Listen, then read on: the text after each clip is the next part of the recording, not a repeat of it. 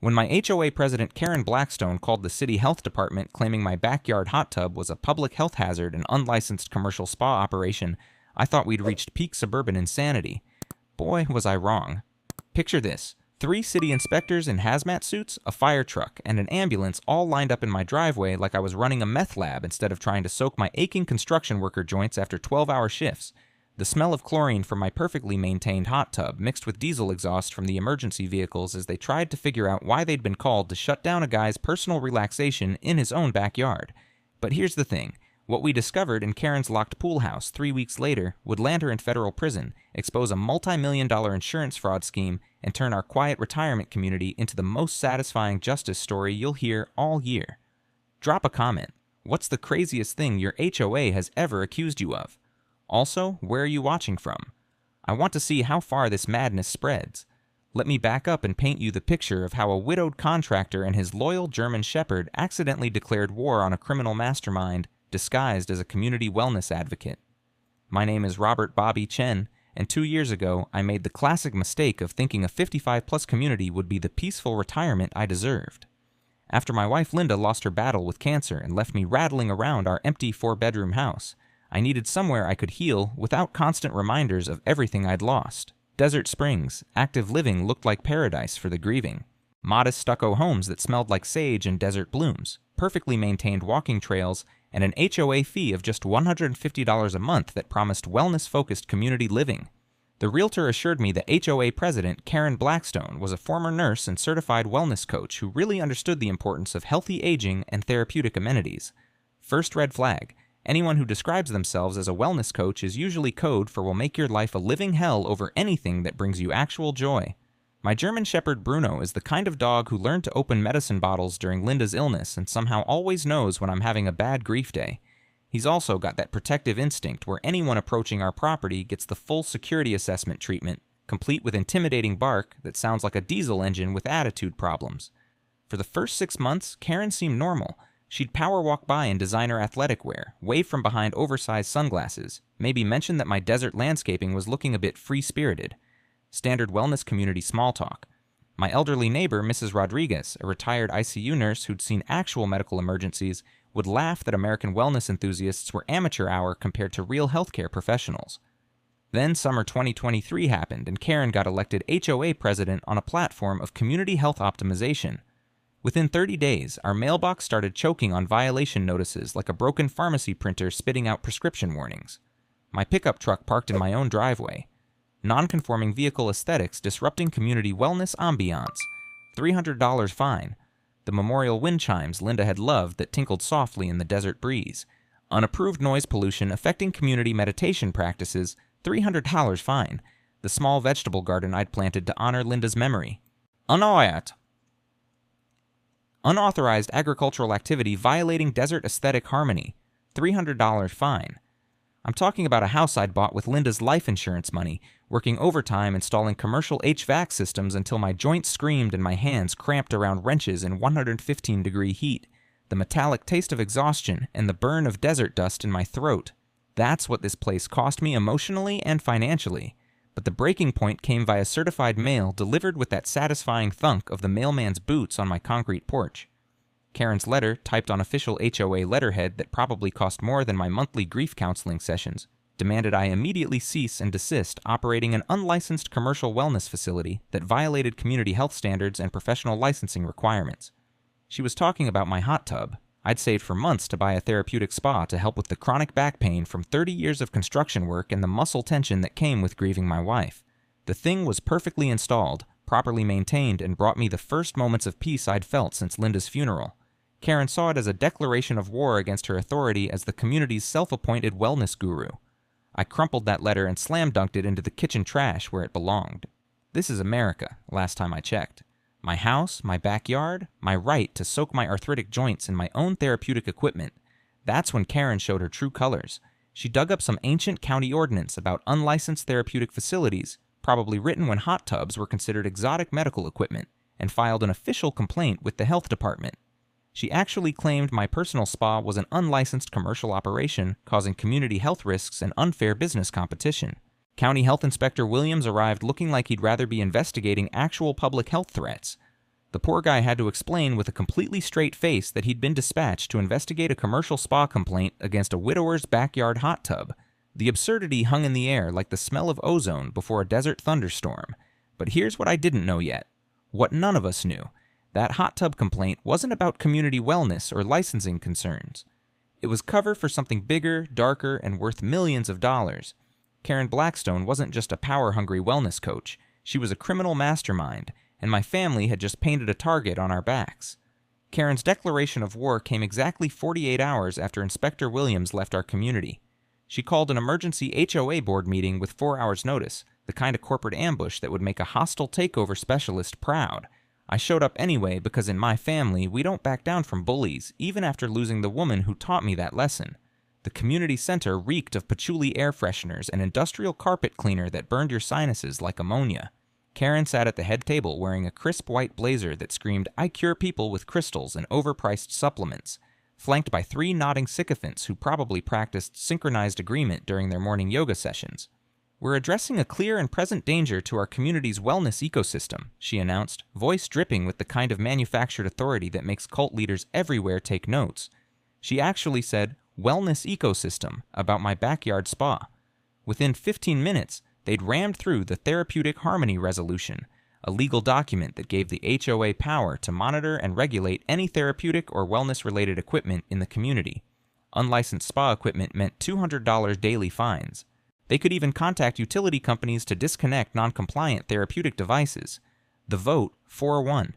Mrs. Rodriguez only voted no because she said anyone calling a hot tub a therapeutic device clearly needed more therapy than the spa could provide. When I challenged the vote, citing what I remembered from our HOA bylaws about requiring proper notice for meetings, Karen's smile could have frozen the desert air. The health department complaint makes this a community safety emergency exempt from normal procedures. The woman had orchestrated this entire legal trap from the moment she filed that first complaint. But here's the thing about construction workers. We troubleshoot problems for a living. That night, I dissected our HOA documents like I was hunting a gas leak. Turns out my father's advice about reading the fine print was right again. Emergency meetings can only bypass notice requirements for genuine emergencies like natural disasters or imminent health dangers. Hurt feelings about relaxation equipment don't qualify under any legitimate interpretation of the law. I filed a formal challenge with the state attorney general's office before my morning coffee got cold. Bruno had his own response to Karen's power grab. Every time she walked by our house, he'd position himself by the fence and give her the full German Shepherd treatment. That low, rumbling growl that says, "I remember your scent and I don't trust you." The neighborhood dog started following his lead, creating an impromptu canine early warning system. Karen's counterattack was swift and vicious. She hired a private investigator, some bottom feeder in a beat-up sedan whose exhaust pipe leaked black smoke on our pristine desert streets. The guy reeked of cigarettes and desperation, following me to job sites like a lost coyote with abandonment issues. Then came the daily harassment blitzkrieg. Noise complaints about my morning shower at 5:30 a.m. before work. Citations for unauthorized vehicle maintenance when I washed construction dust off my truck. A formal complaint claiming I was running an unlicensed therapy business because I'd recommended a good chiropractor to my neighbor's husband. You know, basic human compassion. But Karen made a crucial error. She got greedy and desperate, which is when criminals always make their biggest mistakes. My security cameras, basic wireless units I'd installed after Linda's passing made me paranoid about home security, caught her red-handed at 10:43 p.m. on a Thursday. Crystal clear footage of HOA President Karen Blackstone crouched behind my house with a flashlight and what looked suspiciously like water testing equipment, trying to access my hot tub's filtration system. The next morning, I printed that footage in glorious 8x10 color and knocked on her door. She answered in a silk robe that probably cost more than my monthly grocery budget, her hair perfectly styled despite the early hour. Conducting routine HOA water quality inspections, she said without missing a beat. Your therapeutic background makes you high risk for chemical violations. At 11 p.m., with testing equipment I didn't authorize? The community deserves thorough protection from unlicensed wellness hazards. That's when I realized this woman was either completely delusional or playing a game with rules I didn't understand yet. But I had my own cards to play. I handed her the photos and smiled. Funny thing about being a contractor, Karen, I know exactly what criminal trespassing and attempted tampering look like. I also know that security footage with timestamps makes excellent evidence in court. Her face went white as her precious wellness center walls. You can't prove anything malicious. Already sent copies to the sheriff's office and my attorney. Oh, and I'm thinking about starting a blog about HOA overreach. These things have a funny way of going viral when they show wellness coaches committing actual crimes. For the first time since this nightmare started, Karen Blackstone looked genuinely afraid. Not angry, not indignant, afraid. Her perfectly manicured hands actually trembled as she closed the door without another word. But here's what really bothered me about that security footage. She wasn't randomly trying to access my hot tub. She knew exactly where to look, like she had blueprints or technical specifications. She was searching for something specific in my water system, something she expected to find. How does a wellness coach know the exact layout of spa filtration systems? And what was she really looking for in the dark? Karen's retaliation came like a Category 5 hurricane hitting a trailer park. Swift, devastating, and surgically designed to destroy everything I'd spent years building. Within 24 hours of our doorstep confrontation, she'd filed a complaint with the state contractor's licensing board, claiming I was performing unlicensed therapeutic services on residential properties. The bitter irony could choke you. She was accusing a licensed general contractor of operating without proper credentials, but bureaucrats investigate first and ask questions later. So suddenly I had state inspectors crawling through my job sites like ants at a company picnic. Then Karen got creative with economic warfare. She started calling every business where my company had contracts, spinning elaborate stories about safety concerns and ongoing health department investigations. The acrid smell of burnt coffee and desperation hung in the air during my emergency meeting with Sunbelt Developments, where I'd worked steady HVAC contracts for 5 years. "Bobby, you're solid people, but this woman's called my office 8 times this week," Mr. Patterson said, loosening his tie like it was strangling him. "Claims you're under investigation for operating unlicensed medical facilities, insurance fraud, professional misconduct, the whole 9 yards. My liability carrier's threatening to drop me if I keep using contractors with pending regulatory issues." That's when the scope of Karen's operation hit me like a live electrical wire. This wasn't random harassment. She understood exactly which pressure points would cause maximum financial damage. Someone with this level of business savvy had definitely done this before. Bruno, meanwhile, had transformed our house into a canine security fortress. Watching my German Shepherd work was like seeing a professional bodyguard in action. Every delivery truck, every jogger, every suspicious vehicle got the full threat assessment treatment. His low growls had become my early warning system for trouble. But Karen's nuclear option came through the county health department.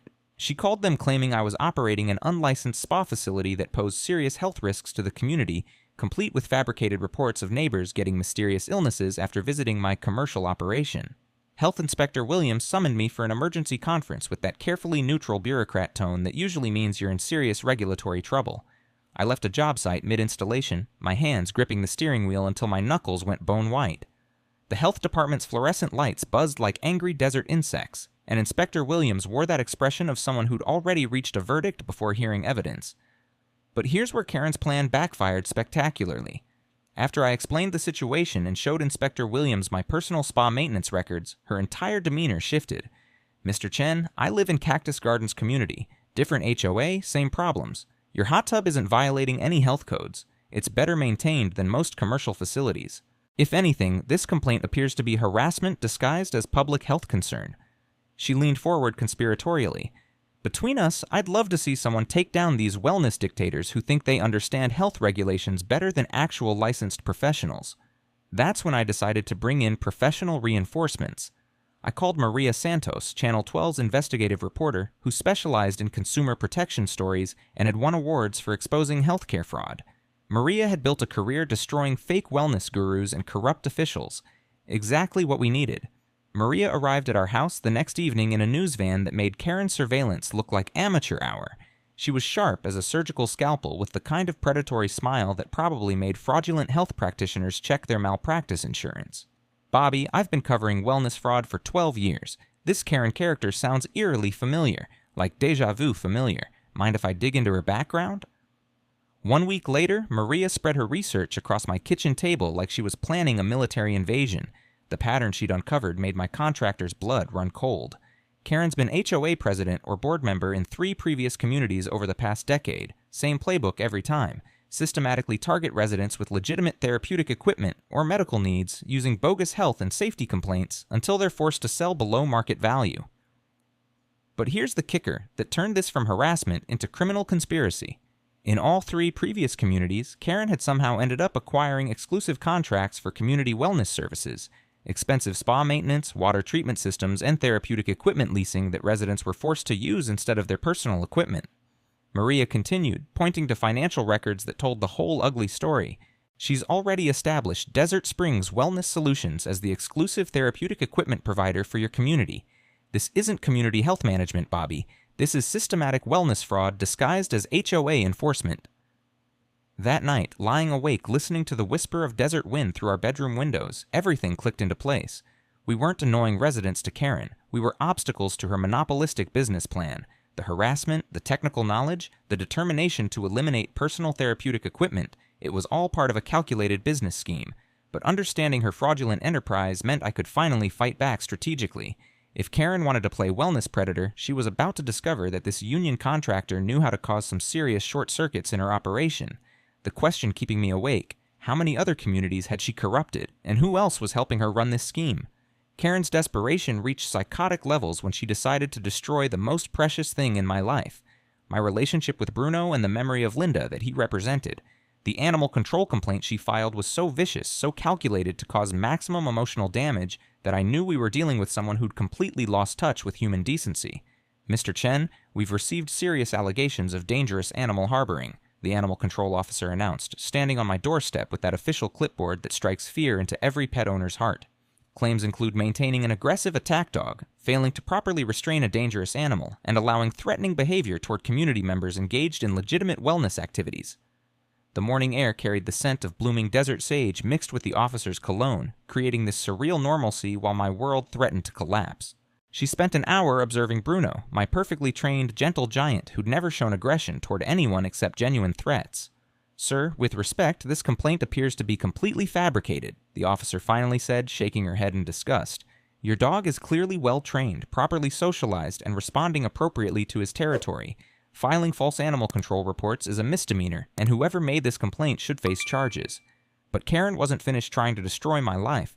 Through her wellness industry connections, she manipulated my business insurance into early cancellation. The call came at 6:30 a.m., jolting me from the first decent sleep I'd had in weeks. Mr. Chen, Desert Mountain Insurance is canceling your liability coverage due to material changes in your risk profile. Claims of operating unlicensed therapeutic facilities make you uninsurable. You have 48 hours before coverage terminates. I sat in that sterile insurance office later that morning, breathing in the smell of industrial carpet and watching some 20-something adjuster shuffle papers like he was handling plutonium. The fluorescent lights hummed overhead while he explained that community complaints and pending health department investigations made me a liability. That night, I came closer to giving up than I'd ever been. The weight of this battle felt heavier than the commercial air conditioning units I'd installed in summer heat that could melt rubber. Maybe Karen was right. Maybe I should just disappear and let her win. But Bruno had other plans. That evening, as I sat on my patio contemplating defeat, he brought me Linda's favorite tennis ball, the one he'd hidden since her funeral and never touched. He dropped it at my feet and sat down, fixing me with those intelligent brown eyes that seemed to say, "She wouldn't want you to quit." That's when the miracle happened. Maria's investigative series about HOA wellness fraud had exploded across social media, drawing attention from consumer protection groups nationwide. The comment section became a support network of families sharing their own nightmare stories about fraudulent wellness schemes. More importantly, a legal defense fund that started at zero hit $31,000 within 72 hours of going viral. The National Association of Licensed Contractors contacted me directly. Karen's systematic fraud was damaging legitimate construction businesses across multiple states, and they offered to fund our legal battle as part of a broader investigation into HOA corruption schemes. But Karen's response to losing control was where she made her fatal mistake. Desperate to eliminate the source of her exposure, she attempted to poison my hot tub water system at 2:47 a.m. on a Tuesday. Big mistake. Attacking a contractor's personal property was like bringing a knife to a toolbox fight. But more importantly, Bruno was on patrol that night. My German Shepherd didn't just catch her in the act. He held her there, using his professional-grade intimidation skills, while my security cameras recorded every moment of her attempting to contaminate my water system with industrial chemicals that could have killed me. The 911 call was beautiful. Karen, panicked and trapped by 85 pounds of protective German Shepherd, trying to explain to emergency dispatch why she was in my backyard at 3 a.m. with bottles of pool chemicals and a turkey baster.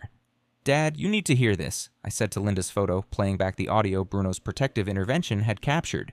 Karen was on the phone with someone speaking about accelerating the timeline and something about the wellness center operation being compromised. wellness center operations, money laundering through spa services. Suddenly, everything clicked into place like the final piece of a deadly puzzle. Maria Santos arrived at our house within an hour, carrying a briefcase full of state insurance fraud investigation photos that made my contractor's blood run cold. The images showed Karen meeting with known healthcare fraud figures at various wellness facilities around the state. "Bobby, Bruno didn't just stop a vindictive HOA president," Maria explained, spreading the evidence across our kitchen table. "He prevented an attempted murder that would have covered up a multi-million-dollar insurance fraud operation using fake wellness services to bilk seniors out of their healthcare dollars."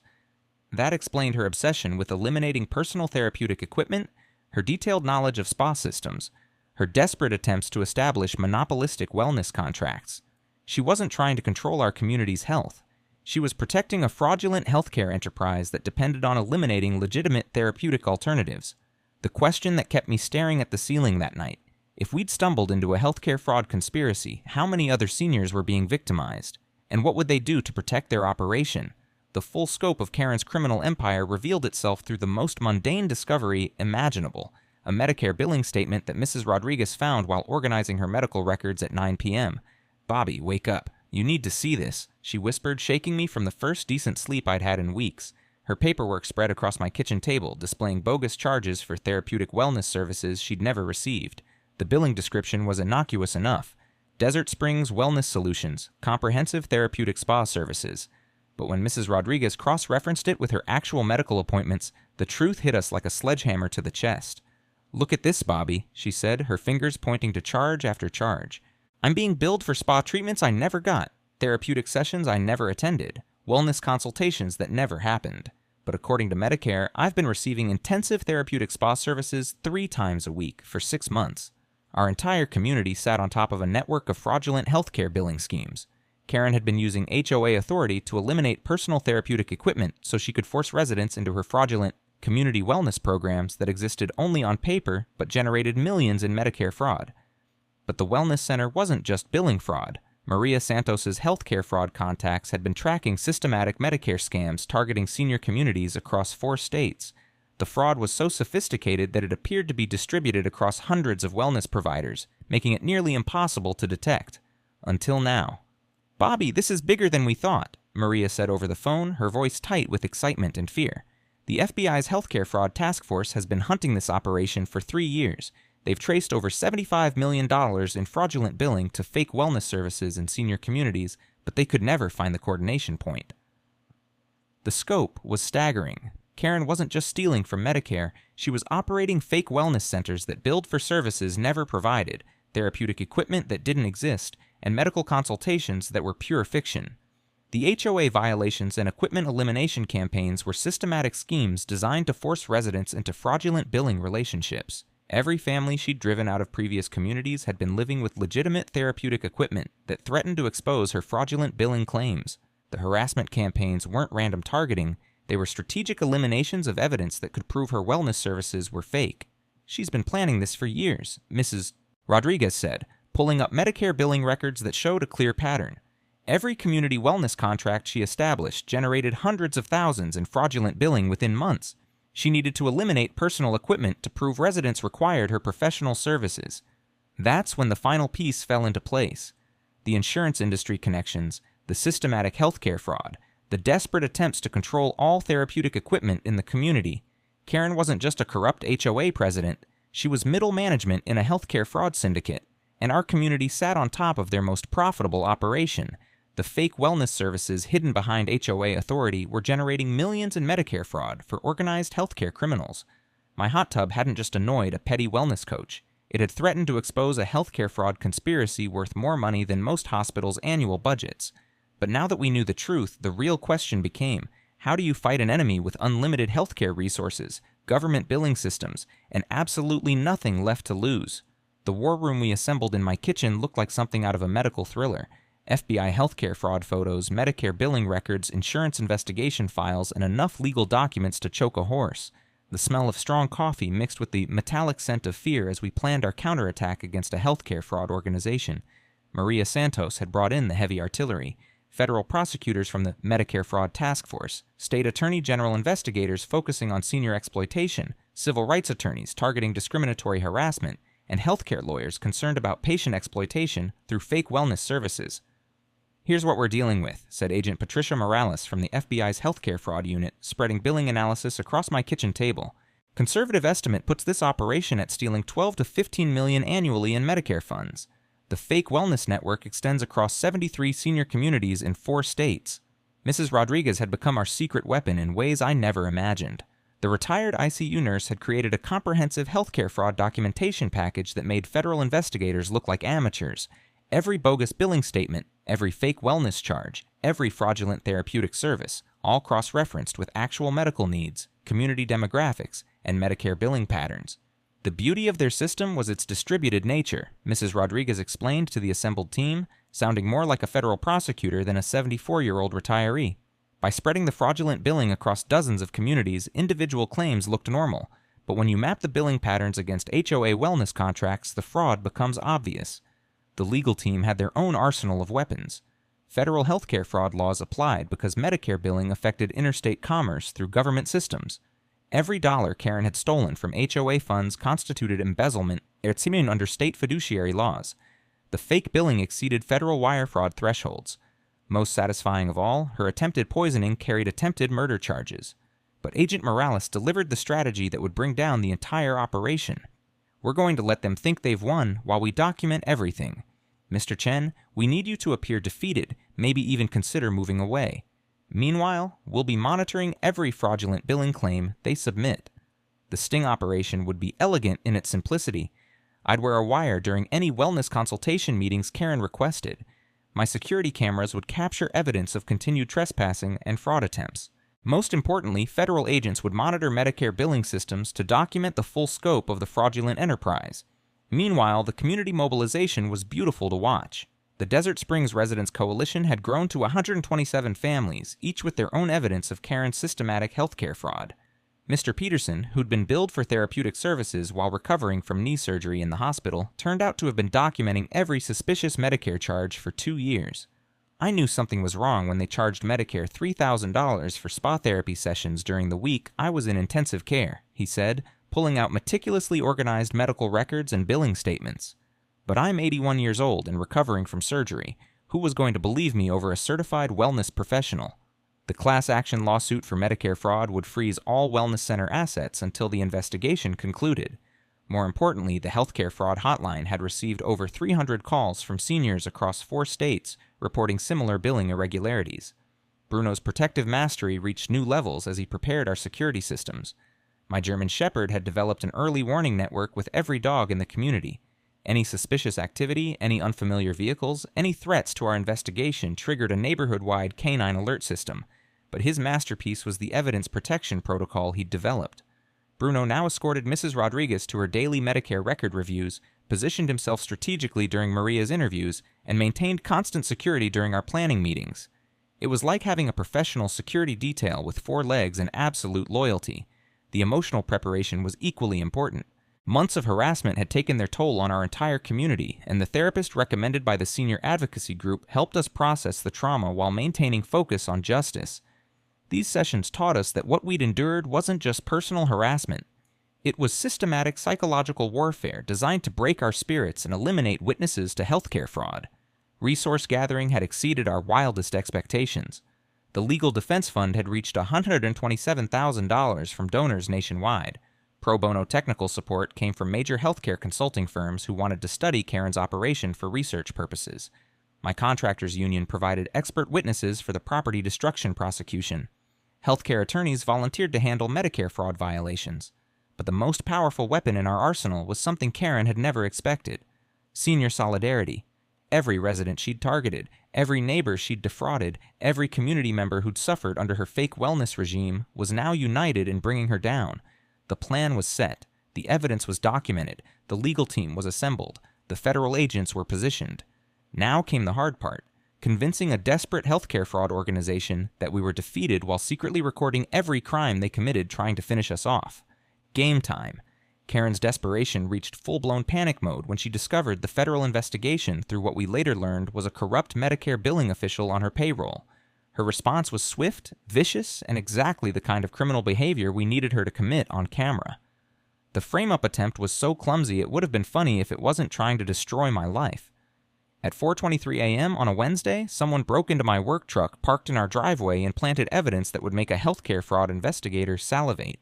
Fake medical equipment invoices, fraudulent wellness provider certifications, and financial records showing suspicious Medicare payments. The anonymous tip to authorities came 5 hours later. Concerned citizen reported suspicious healthcare activity at the Chen residence, suggesting they check his vehicle for evidence of Medicare fraud. When Detective Santos arrived with a search warrant, the morning air still carried the metallic scent of dew on my truck's hood and the lingering smell of whoever had been smoking cheap cigarettes during their evidence-planting mission. I handed over my keys with a smile that probably looked suspicious but was actually relief. We'd been expecting this move. "Mr. Chen, we found some concerning materials in your vehicle," Detective Santos said, holding up evidence bags containing the planted documents. "We're going to need you to come downtown for questioning." That's when Karen made her fatal mistake. She showed up at the arrest scene, not as a concerned neighbor watching police activity. She arrived before the detective had even finished reading my rights, positioned herself perfectly to see the evidence being removed from my truck, and had her phone out recording everything like she was documenting her victory. "I knew he was behind the Medicare fraud," she announced loudly enough for our security cameras to capture every word. "Those billing documents probably contain all the evidence of his fraudulent wellness operation." The problem? We hadn't told anyone about the planted documents yet. The only way Karen could know what evidence would be found was if she'd put it there herself. Agent Morales later told me that watching Karen incriminate herself on federal surveillance footage was like watching a masterclass in how not to commit healthcare fraud. Within 6 hours, FBI healthcare forensics had traced the planted billing documents back to Karen's own computer network, proving the evidence came from her personal fraudulent billing systems. But Karen wasn't finished digging her own grave. When the planted evidence scheme collapsed, she escalated to direct threats against federal agents. Agent Morales received an anonymous call warning her to stop harassing innocent wellness professionals and suggesting that accidents happen to investigators who interfere with legitimate healthcare services. The call came from Karen's wellness center phone. She'd apparently forgotten that federal agents have caller ID. Meanwhile, the community descended into siege warfare. Karen hired private security guards, sketchy guys in unmarked cars who positioned themselves at every entrance to our development. They carried clipboards, followed residents to medical appointments, and made it clear that anyone cooperating with outside investigators would face health insurance consequences. The intimidation tactics backfired spectacularly. Instead of scaring people into silence, Karen's private army galvanized senior resistance. Mrs. Rodriguez, who'd survived decades of hospital politics, was particularly unimpressed by healthcare bullying. "These wellness criminals are kindergarten bullies compared to real medical professionals," she announced at an emergency residence meeting. "We did not survive careers in healthcare to be terrorized by Medicare fraudsters in our own community." That's when we discovered the extent of Karen's fraudulent network. Federal Medicare monitoring detected unprecedented billing activity. Multiple fake wellness providers were submitting claims for services that didn't exist, billing for equipment that wasn't there, and apparently preparing for some kind of major Medicare submission. "Bobby, they're not just billing for spa services anymore," Mrs. Rodriguez said, analyzing Medicare claims data that made my blood run cold. "The billing patterns suggest they're preparing to submit claims for major medical procedures that never happened." Agent Morales' response was immediate and terrifying. "We need to freeze all Medicare billing from this network. If they're preparing to submit fraudulent claims for major procedures, we're looking at potential healthcare system collapse." But stopping the billing would give Karen exactly what she wanted: no investigation and no witnesses to whatever final fraud she was planning. The federal task force faced an impossible choice: protect Medicare funds by stopping billing or catch criminals by letting them complete their fraud. That's when Karen made her most desperate move yet. Unable to frame me, intimidate federal agents, or scare the community into submission, she decided to eliminate the problem at its source. The attempted murder by medical sabotage was captured by 8 different security cameras from multiple angles, showing Karen personally attempting to contaminate the community water supply with chemicals that would have caused mass medical emergencies requiring her emergency wellness services. Only Bruno's protective instincts and the quick response of Mrs. Rodriguez prevented mass poisoning disguised as a community health crisis. But now we had federal bioterrorism charges to add to Karen's growing list of felonies. The gloves were off. Karen had crossed the line from healthcare fraud to mass attempted murder, and federal law enforcement was done playing games. Karen's final act of desperation transformed our quiet retirement community into something resembling a medical emergency zone. When the mass poisoning attempt failed and federal bioterrorism charges became inevitable, she barricaded herself inside her wellness center with enough medical equipment to stock a small hospital and enough paranoia to fuel a conspiracy theory convention. The hazmat team evacuation began at dawn with emergency vehicles rumbling down our peaceful streets like mechanical thunder. The acrid smell of disinfectant mixed with the morning desert air as emergency medical officers went door to door, moving residents to safety while Karen screamed threats through her wellness center's PA system. "This is healthcare industry tyranny," her voice echoed across our community, distorted by medical facility speakers into something resembling a deranged medical robot. Bobby Chen is a deep state operative sent to destroy patriotic Americans who believe in wellness freedom and natural healing rights. The irony was rich enough to choke on. A woman who'd spent months filing false government healthcare complaints was now claiming government persecution. But not everyone evacuated willingly. Mrs. Rodriguez flatly refused to leave her home despite emergency medical officers explaining the danger. "I survived 30 years in intensive care units," she announced from her front porch, wearing her best dress like she was attending church. "I will not be intimidated by wellness fraudsters with temper tantrums." Her stubborn courage inspired other longtime residents to resist evacuation, creating a logistical nightmare for law enforcement trying to secure the area. Bruno became an unofficial community coordinator, using his protective instincts to help residents retrieve medications and medical records from the danger zone. Meanwhile, Mrs. Rodriguez had transformed our temporary command post at the fire station into a high-tech healthcare fraud investigation center. Her Medicare billing surveillance of the wellness network revealed activity that made federal agents recalculate everything they thought they knew about Karen's operation. "Bobby, this isn't just Medicare fraud," she said, pointing to billing patterns that looked like systematic healthcare identity theft. "They've got fake patient files generating enough fraudulent claims to bankrupt a small hospital system. But there's something else, medical supply orders that suggest they're not just billing for fake services." Agent Morales' face went pale when she saw Mrs. Rodriguez's analysis. The billing patterns indicated pharmaceutical theft operations, specifically controlled substance distribution disguised as legitimate wellness prescriptions. "We're not dealing with healthcare fraud anymore," Agent Morales announced to the assembled task force. "This is drug trafficking with international distribution networks. The wellness centers aren't just hiding billing fraud, they're concealing a pharmaceutical pipeline." That's when Karen's psychology completely collapsed. Realizing federal agents were mapping her drug distribution operation, she took her wellness center receptionist, Maria Gonzalez, hostage, a woman who'd been essentially imprisoned in the facility for months, afraid to contact authorities because she'd discovered the fake billing schemes. The hostage situation revealed the full scope of Karen's cruelty. Maria had been forced to help maintain the fraudulent operation, processing fake Medicare claims and managing pharmaceutical inventory while being threatened with immigration consequences if she tried to escape. Her tearful testimony to negotiators described a wellness center full of armed men speaking multiple languages, working around the clock, distributing controlled substances disguised as therapeutic supplements for international distribution. But Karen had underestimated both Maria's courage and Mrs. Rodriguez's technical skills. While SWAT teams positioned themselves around the wellness center, our retired ICU nurse was busy turning Karen's own medical monitoring systems against her. The patient tracking sensors she'd placed throughout the Medicare billing network allowed her to create a real-time map of everyone inside the facility. "She's got Maria in the reception area, but there are 4 other people in the pharmaceutical storage room," Mrs. Rodriguez reported to Tactical Command, "and I can see at least 8 more people moving through the building. They're trying to destroy evidence and escape through the medical supply delivery routes." The building chase that followed looked like something from a medical thriller. FBI agents entered the wellness center through multiple access points, following suspects who were frantically trying to destroy pharmaceutical evidence and escape through delivery tunnels that connected to the old medical district downtown. But Karen's final gambit was both desperate and revealing. Unable to control the situation above ground, she attempted to release controlled substances into the community water supply to create a mass medical emergency that would require her emergency wellness services, regardless of the danger to her own accomplices still in the building. The woman was willing to commit mass murder to protect her criminal empire. Maria's escape during the chaos was pure heroic cinema. While Karen was distracted coordinating the evidence destruction, Maria slipped out through the medical supply system she'd been forced to learn during months of captivity. She emerged 2 blocks away at the old hospital loading dock, immediately surrendering to federal agents and providing testimony that would seal Karen's fate. The manhunt for Karen ended not with dramatic shootouts or car chases, but with the kind of anticlimactic capture that real criminals usually experience. She was found hiding in a medical supply closet, soaking wet from broken sprinkler systems, covered in pharmaceutical residue, and clutching a waterproof bag containing fake medical licenses and offshore banking information. When they dragged her out of that wellness center in handcuffs, Karen Blackstone, former wellness coach, Medicare fraud mastermind, and international pharmaceutical trafficking coordinator, looked exactly like what she was. A pathetic criminal who'd finally run out of places to hide.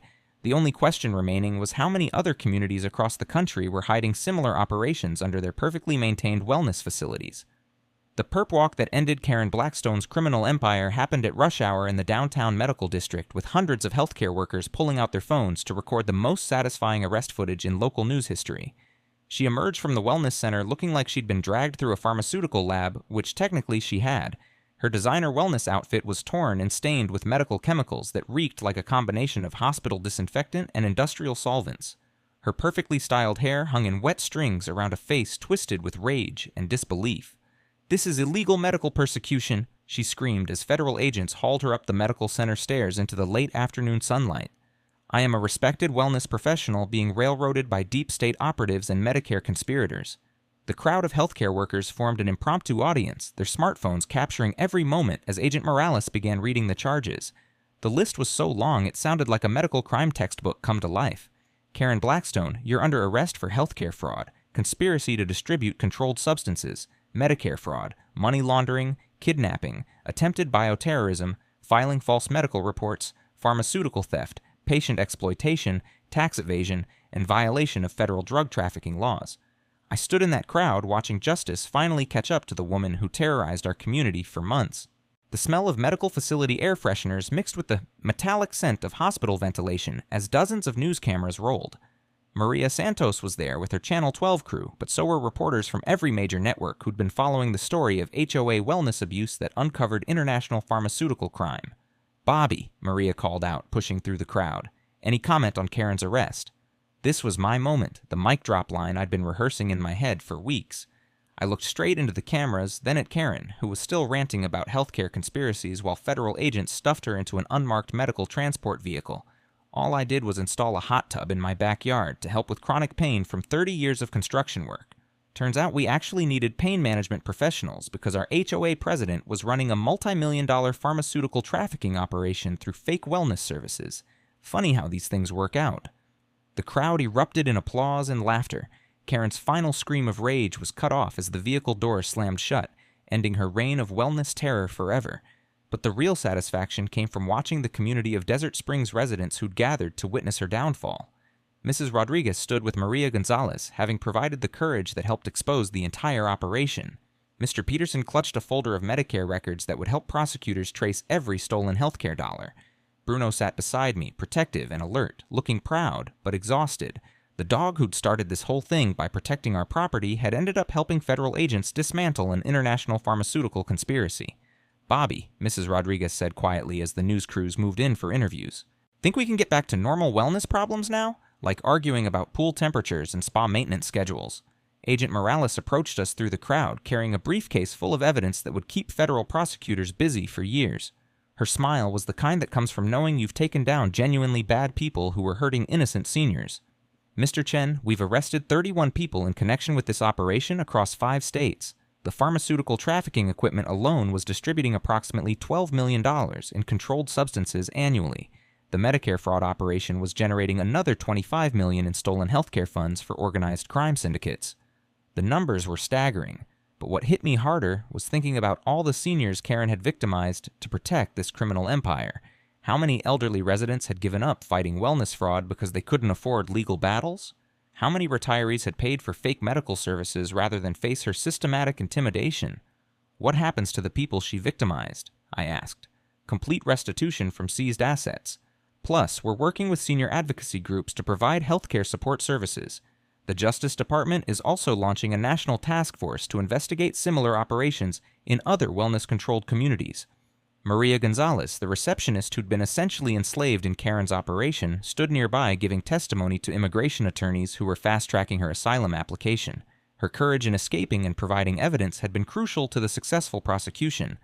The press conference that followed turned into an impromptu community celebration. Residents shared their stories of healthcare fraud and medical intimidation. Federal agents explained how the investigation had uncovered similar operations nationwide, and healthcare advocates announced new legislation to prevent wellness abuse. As the sun set over the medical district, casting long shadows across the hospital entrance where Karen's criminal career had finally ended, I realized this story was bigger than one community's fight against a corrupt wellness coach. We'd accidentally exposed a nationwide problem that was hurting seniors across America. And maybe, just maybe, our accidental war would help other communities fight back against their own healthcare predators. 8 months later, walking through our community feels like stepping into a completely different world. One where the smell of genuine desert sage has replaced the stench of fake wellness products and pharmaceutical corruption that once poisoned our streets. The transformation started with Karen's foreclosed wellness center. Instead of another fake medical facility, we voted to create Desert Springs Community Health Garden, where Maria Gonzalez now grows the medicinal herbs that remind her of home while studying healthcare administration on her full scholarship. The sound of genuine laughter echoes where pharmaceutical trafficking equipment once hummed in hidden storage rooms. Our new HOA board, elected by actual residents instead of wellness intimidation tactics, slashed monthly fees to $75 and instituted revolutionary policies like healthcare transparency and treating neighbors like human beings instead of billing opportunities. When they offered me the presidency, I politely declined. I'd had enough suburban politics for several lifetimes, but I'm proud we created rotating leadership with term limits that prevent future wellness dictators. Mrs. Rodriguez's Medicare fraud detection app became legendary in healthcare advocacy circles. Her software, Senior Shield, Medicare Fraud Defense, has been downloaded over 750,000 times, helping families detect fraudulent billing and connect with legal resources. Congressional hearings on Medicare fraud prevention specifically cited her research on systematic wellness fraud patterns. Not bad for someone who just wanted to protect her community's health care. The criminal justice was beautifully thorough. Karen got 18 years in federal prison after pleading guilty to avoid terrorism charges. Her pharmaceutical network across 5 states received sentences totaling over 300 years combined. Most satisfying, every stolen Medicare dollar was recovered through asset forfeiture and returned to victims with interest, plus punitive damages. But the real victory was watching our community heal. Mrs. Rodriguez, who'd survived decades of hospital politics, became a symbol of healthcare resistance against wellness tyranny. Mr. Peterson, once afraid to question suspicious Medicare charges, now leads healthcare oversight committees. Maria Gonzalez got her citizenship and a job with the Federal Healthcare Fraud Task Force. My relationship with Maria Santos blossomed from professional alliance to something deeper. Taking down pharmaceutical conspiracies together builds strong foundations for romance. She won a Peabody Award for her investigative series, and her book, The Wellness Wars, became a bestseller being adapted for HBO. Our wedding invitations will probably have hot tub jokes. The ripple effects spread nationwide. Karen's law now requires wellness center Medicare audits in 23 states. Federal task forces discovered 41 other communities where organized crime had infiltrated wellness associations for pharmaceutical trafficking and Medicare fraud. Our accidental war sparked a nationwide movement protecting seniors from healthcare terrorism. Personal healing took time, but therapy helped us understand that systematic wellness fraud is psychological warfare designed to break spirits and steal healthcare. Recognizing Karen's tactics as calculated criminal enterprise, not personal failings, made recovery possible. Bruno and I emerged stronger, closer, and absolutely committed to helping other families fight back. The practical lessons we learned could fill a healthcare handbook. Document everything with medical records. Know your legal rights under Medicare laws. Build community alliances before you need them, and never underestimate the power of seniors supporting each other against institutional bullies. Our annual Justice Day Health Fair raised $47,000 this year for Medicare fraud prevention organizations. Maria Gonzalez gave the keynote speech about courage and community, speaking fluent English she'd mastered while earning her healthcare administration degree. Seeing her transformation from terrified victim to confident healthcare advocate brought tears to eyes throughout the crowd. Every morning now, the crunch of gravel under my work boots sounds different, hopeful instead of anxious. The metallic scent of desert air on my truck reminds me of victory instead of harassment campaigns. Our community garden's medicinal herbs taste like freedom. Senior citizens' wellness laughter sounds like hope. And every family gathering in spaces once poisoned by pharmaceutical corruption proves that ordinary people can defeat extraordinary evil when they stand together. Sometimes the smallest acts of self-care, like installing a therapeutic hot tub, can expose the biggest healthcare conspiracies. Our wellness nightmare became everyone's victory because we refused to let medical bullies win. Drop a comment sharing your worst HOA wellness nightmare. You might discover you're not alone in this fight. Hit subscribe to HOA Stories for more tales of ordinary families taking down wellness tyranny. Next week, how my neighbor's organic garden turned out to be a money laundering operation for a cartel, and why my sprinkler system accidentally became a federal surveillance tool. From all of us here at HOA Stories, thanks so much for watching today's Wellness Karen Meltdown. If you enjoyed seeing neighbors stand their ground against healthcare fraud and karma catch up to Medicare criminals, Smash that like button, leave a comment with your thoughts, and subscribe so you won't miss the next HOA drama we bring you.